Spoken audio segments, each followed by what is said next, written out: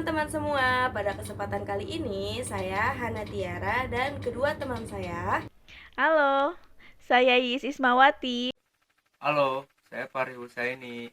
Kami akan menceritakan bagaimana perkembangan bahasa Melayu bisa menjadi bahasa yang kita gunakan sehari-hari seperti pada saat ini, yang sekarang ini kita sebut sebagai bahasa Indonesia. Sebelum itu, jangan lupa klik tombol subscribe di bawah agar kalian tidak ketinggalan video-video pembelajaran lainnya dari channel ini. Pasti kalian semua pernah menonton film anak-anak yang berjudul Upin Ipin kan? Nah, pasti kalian juga sempat bertanya pada diri sendiri, mengapa sih saya bisa paham bahasa Melayu yang digunakan pada film tersebut? Padahal di sekitar kita menggunakan bahasa Indonesia semua. Berdasarkan Kongres Bahasa Indonesia tahun 1954 di Medan, dinyatakan bahwa bahasa Indonesia berasal dari bahasa Melayu. Sebenarnya, bahasa Indonesia memang tumbuh dan berkembang dari bahasa Melayu yang sejak zaman dahulu sudah dipergunakan sebagai bahasa pertumbuhan. Bukan hanya di Kepulauan Nusantara, melainkan juga hampir di seluruh Asia Tenggara. Diketahui bahwa bahasa Melayu kuno ini sudah digunakan oleh Kerajaan Sriwijaya pada abad ke-7 sebagai bahasa perdagangan mereka.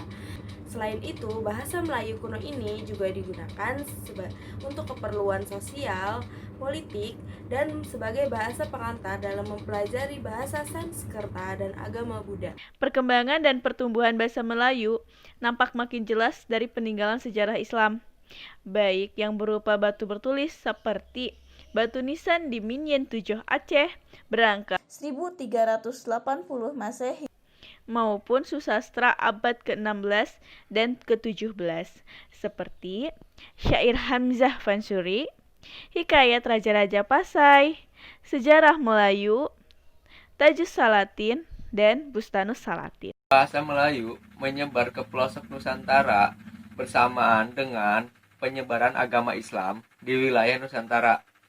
Karena bahasa Melayu mudah diterima oleh masyarakat Nusantara sebagai bahasa perhubungan antar suku, antar pedagang, antar pulau, antar bangsa, dan antar kerajaan. Karena bahasa Melayu tidak mengenal tingkat tutur. Bahasa Melayu dipakai di mana-mana di wilayah Nusantara serta semakin berkembang dan semakin kukuh keberadaannya. Bahasa Melayu yang digunakan di Nusantara dalam pertumbuhannya dipengaruhi oleh corak budaya masing-masing daerah. Bahasa Melayu ini menyerap berbagai kosakata dari beragam bahasa, terutama dari bahasa Sanskerta, bahasa Persia, bahasa Arab, dan bahasa-bahasa Eropa. Bahasa Melayu pun dalam perkembangannya muncul dalam berbagai variasi dan dialek. Perkembangan bahasa Melayu di wilayah Nusantara mempengaruhi dan mendorong tumbuhnya rasa persaudaraan dan persatuan Indonesia. Komunikasi antar perkumpulan yang bangkit pada masa itu menggunakan bahasa Melayu. Pada akhirnya, pemuda Indonesia yang tergabung dalam perkumpulan pergerakan secara sadar mengatakan bahwa bahasa Melayu menjadi bahasa Indonesia. Hal ini dideklarasikan pada tanggal 28 Oktober 1928 saat Kongres Sumpah Pemuda dan menjadi poin yang diikrarkan atau diingat sebagai sebagian dari teks Sumpah Pemuda yang berbunyi, "Kami putra-putri Indonesia menjunjung bahasa persatuan, yaitu bahasa Indonesia." Kebangkitan nasional telah mendorong perkembangan bahasa Indonesia dengan pesat. Peranan kegiatan politik, perdagangan, persurat kabaran, dan majalah sangat besar dalam memodernkan bahasa Indonesia. Proklamasi Kemerdekaan Republik Indonesia pada 17 Agustus 1945 telah mengukuhkan kedudukan dan fungsi bahasa Indonesia secara konstitusional sebagai bahasa negara.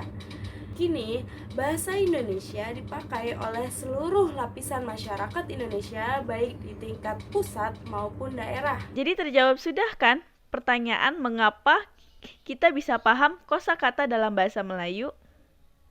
Hal ini tidak lain dikarenakan bahasa Indonesia juga berasal dari bahasa Melayu. Namun, bahasa yang kita gunakan saat ini telah terpengaruhi oleh berbagai bahasa, terutama dari bahasa Sangsekerta, bahasa Persia, bahasa Arab, dan bahasa-bahasa Eropa. Oke teman-teman, sampai di sini dulu ya video kita pada kali ini. Jangan lupa klik tombol like di bawah untuk video ini ya. Sampai jumpa lagi.